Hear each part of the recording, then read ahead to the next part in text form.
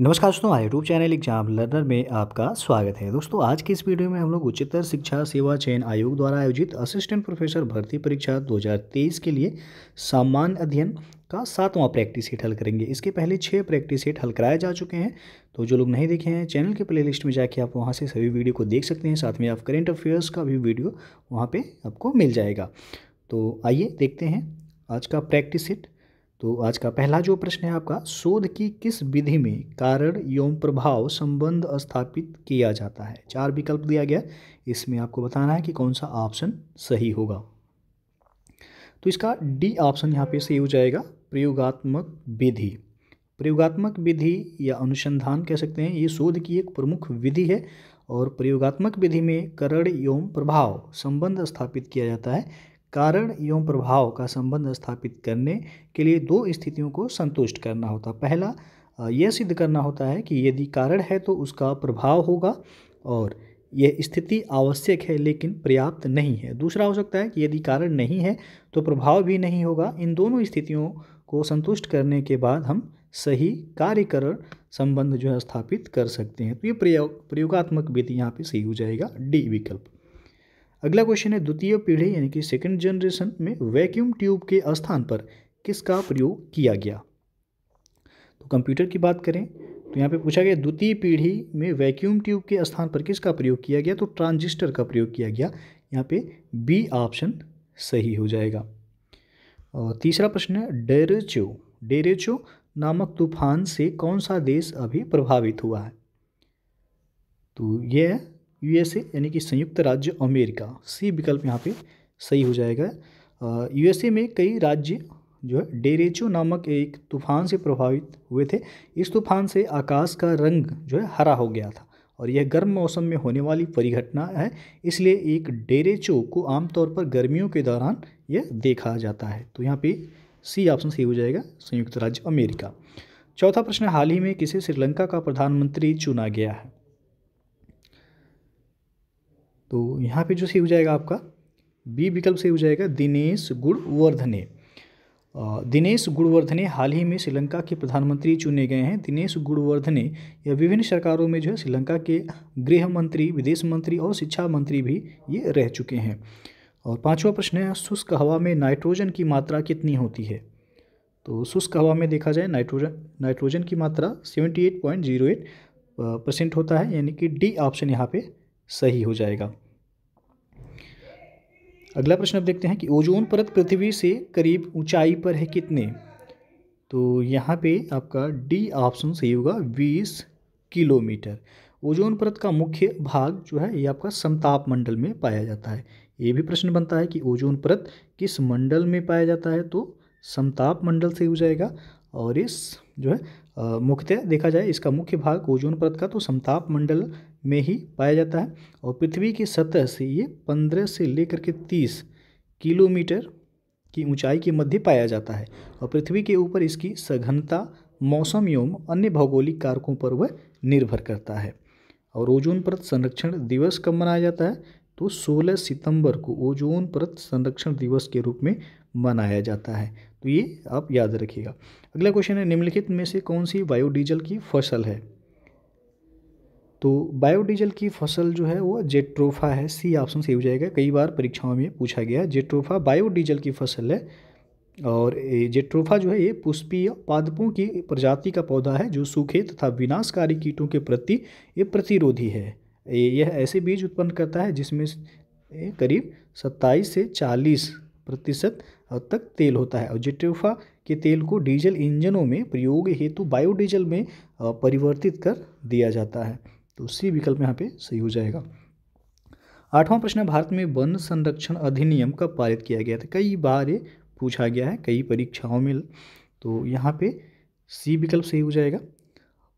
One संरक्षण अधिनियम पूछा गया 1980 सही होगा। ये 27 दिसंबर 1980 को यह अधिनियमित किया गया था और ये लागू हुआ कब, तो 25 अक्टूबर 1980 को ये लागू हुआ था। तो सी ऑप्शन सही हो जाएगा। अगला प्रश्न है, चिपको आंदोलन के प्रणेता कौन है। तो चिपको आंदोलन के प्रणेता चंडी प्रसाद भट्ट, डी ऑप्शन यहाँ पे सही हो जाएगा। प्रणेता पूछा गया चंडी प्रसाद भट्ट हैं। इन्होंने वर्ष 1964 में 1964 में दासोली ग्राम स्वराज मंडल की स्थापना की थी और आगे चलकर यह संस्था जो है चिपको आंदोलन की आधारभूमि बनी। और वर्ष 1973 में वनों की कटाई के विरोध स्वरूप चिपको आंदोलन की शुरुआत हुई और इस आंदोलन के सह कार्यकर्ता जो थे वह सुंदरलाल बहुगुणा थे। तो ऑप्शन में यदि केवल सुंदरलाल बहुगुणा रहेगा तब आपको टिक करना है, लेकिन यदि चंडी प्रसाद भट्ट रहे तो प्रणेता जो थे वह चंडी प्रसाद भट्ट ही थे। डी ऑप्शन यहाँ पे सही हो जाएगा। शुरुआत कब हुई थी चिपको आंदोलन की? सन यदि पूछा जाए तो 1973 में शुरू हुआ था उत्तराखंड में। अगला क्वेश्चन आपका उपनिषद पुस्तकें हैं। तो उपनिषद यह दर्शन पर आधारित पुस्तकें हैं। डी ऑप्शन यहाँ पे सही हो जाएगा। इन्हें वेदांत भी कहा जाता है। और उपनिषदों की संख्या यदि पूछा जाए कितना है तो 108 है इनकी संख्या। अगला क्वेश्चन है एका आंदोलन का प्रारंभ किया गया था। काफ़ी महत्वपूर्ण है ये भी।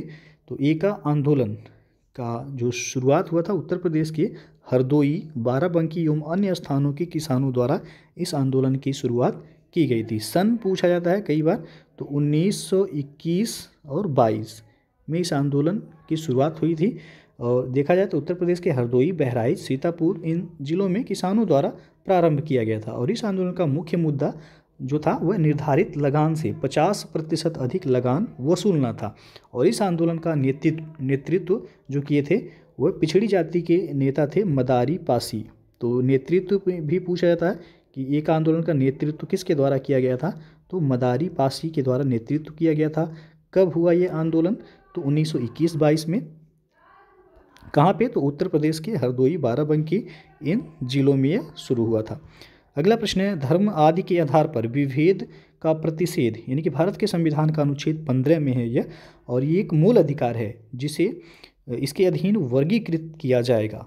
तो यहाँ पे आपको बताना है कौन सा विकल्प सही होगा। तो ये समता का अधिकार के अंतर्गत जो है इसे वर्गीकृत किया जाएगा। डी ऑप्शन यहाँ पे सही हो जाएगा। अनुच्छेद 15 में है कि धर्म, मूल वंश, जाति, लिंग या जन्म स्थान के आधार पर विभेद का प्रतिषेध एक मौलिक अधिकार है जिसे समता के अधिकार के अंतर्गत वर्गीकृत किया जाता है। अनुच्छेद 14 से लेकर के 18 तक ये समता का अधिकार इसमें दिया गया है। और जो मूल अधिकार है अनुच्छेद 12 से 35 तक इनका वर्णन है मूल अधिकारों का, जिनमें आपका समता का अधिकार अनुच्छेद 14 से 18 के बीच में है। अगला क्वेश्चन है संविधान में मंत्रिमंडल शब्द का एक ही बार प्रयोग हुआ है और वह है, तो यहाँ पे ए विकल्प सही होगा अनुच्छेद 352 में। संविधान में मंत्रिमंडल शब्द का प्रयोग केवल अनुच्छेद 352 में किया गया है। इसके अनुसार राष्ट्रपति आपातकाल की उद्घोषणा तभी कर सकेगा जब संघ का मंत्रिमंडल उसे लिखित रूप में ऐसा संसूचित करेगा। ये आपका 44वां संविधान संशोधन अधिनियम 1978 में इसे जोड़ा गया था। तो ये भी प्रश्न बनता है कि 44वां संविधान संशोधन अधिनियम कब हुआ? तो 1978 में हुआ था। और इसी संविधान संशोधन के तहत, यानी कि 44वें संविधान संशोधन अधिनियम 1978 के तहत ही जो 7वां मौलिक अधिकार है संपत्ति का अधिकार, इसे हटाया गया था। संपत्ति का मौलिक अधिकार हटा करके इसे अनुच्छेद 300 में रखा गया है एक विधिक अधिकार के तहत। तो अब मूल अधिकारों की संख्या कितनी रह गई है? तो 6। पहले मूल अधिकार कितने थे? 7 थे। तो यहाँ पे आपका जो है ये ऑप्शन सही होगा। पूछा गया संविधान में मंत्रिमंडल शब्द का एक ही बार प्रयोग हुआ है, तो वह अनुच्छेद 352 में हुआ है। अगला क्वेश्चन है निम्नांकित में से कौन सा नेशनल वोटर्स डे है, यानी कि राष्ट्रीय मतदाता दिवस पूछा गया है, कब मनाया जाता है? तो यह मनाया जाता है 25 जनवरी को। राष्ट्रीय मतदाता दिवस यानी कि नेशनल वोटर्स डे 25 जनवरी को मनाया जाता है। भारत के निर्वाचन आयोग की स्थापना के उपलक्ष्य में और लोकतांत्रिक प्रक्रिया में मतदाताओं और युवाओं की भागीदारी बढ़ाने के लिए यह दिवस 25 जनवरी 2011 से शुरू हुआ था। तो यदि पूछा जाए कि राष्ट्रीय मतदाता दिवस कब से मनाना शुरू हुआ, तो 25 जनवरी 2011 से। तो प्रत्येक वर्ष 25 जनवरी को राष्ट्रीय मतदाता दिवस यानी कि नेशनल वोटर्स डे के रूप में मनाया जाता है। अगला प्रश्न है, विश्व में हरित क्रांति के जनक कौन हैं? तो ये है नॉर्मन ई बोरलॉग, ये ऑप्शन यहाँ पे सही हो जाएगा। अमेरिकी वैज्ञानिक हैं नॉर्मन ई बोरलॉग, इनको विश्व में हरित क्रांति का जनक माना जाता है। इन्हें वर्ष 1970 में 1970 में शांति का नोबेल पुरस्कार भी दिया गया था। और भारत में पूछा जाए हरित क्रांति के जनक कौन हैं, तो भारत में हरित क्रांति के जनक हैं डॉक्टर एम.एस. स्वामीनाथन। अगला क्वेश्चन आपका, प्रच्छन्न बेरोजगारी का अर्थ है? तो प्रच्छन्न बेरोजगारी यानी कि श्रम की सीमांत उत्पादकता शून्य है। सी ऑप्शन यहाँ पे सही हो जाएगा। ऐसे श्रमिक जो ऊपर से देखने में तो रोजगार में लगे रहते हैं पर वास्तव में रोजगार में नहीं होते हैं, क्योंकि उनसे प्राप्त होने वाला सीमांत उत्पादन जो है शून्य है। अर्थात यदि उन्हें कार्य से बाहर कर दिया जाए तब भी कुल उत्पादन में कोई वह कमी नहीं होगी। अतः ऐसी बेरोजगारी को, जो वास्तव में होती तो है परंतु दिखती नहीं है, को हम प्रच्छन्न बेरोजगारी कह सकते हैं। भारतीय कृषि क्षेत्र में पाई जाने वाली यह बेरोजगारी एक गंभीर जो है समस्या है। तो यहाँ पे सी ऑप्शन सही हो जाएगा। अगला क्वेश्चन है, मूल्यांकन का प्रकार जो विद्यार्थियों एवं शिक्षकों को भी प्रतिपुष्टि देता है, तो वह है रचनात्मक मूल्यांकन। बी ऑप्शन यहाँ पे सही हो जाएगा। रचनात्मक मूल्यांकन विद्यार्थियों एवं शिक्षकों को भी प्रतिपुष्टि देता है। आमतौर पर देखा जाए तो कार्यक्रम के विकास में जो प्रारंभिक मूल्यांकन किया जाता है ताकि प्रदाताओं एवं हितधारकों को परिणामों के रुझानों के बारे में सूचित किया जा सके। तो यहाँ पे मूल्यांकन का प्रकार जो विद्यार्थियों एवं शिक्षकों को भी प्रतिपुष्टि देता है, तो वह रचनात्मक मूल्यांकन। और बी ऑप्शन यहाँ पे सही होगा। अगला क्वेश्चन देखते हैं, नीचे दो कथन दिए गए हैं। कथन एक में दिया गया, शोध करने का उद्देश्य ज्ञान में मूलभूत योगदान करना है। कथन दूसरा है, भारत की उच्च शिक्षा संस्थाएं बहुत सारे शोध लेखों के द्वारा ज्ञान के विशाल क्षेत्र में मूलभूत योगदान दे रही हैं। उपयुक्त कथन के आलोक में नीचे दिए गए विकल्पों में से सबसे उपयुक्त उत्तर का चयन कीजिए।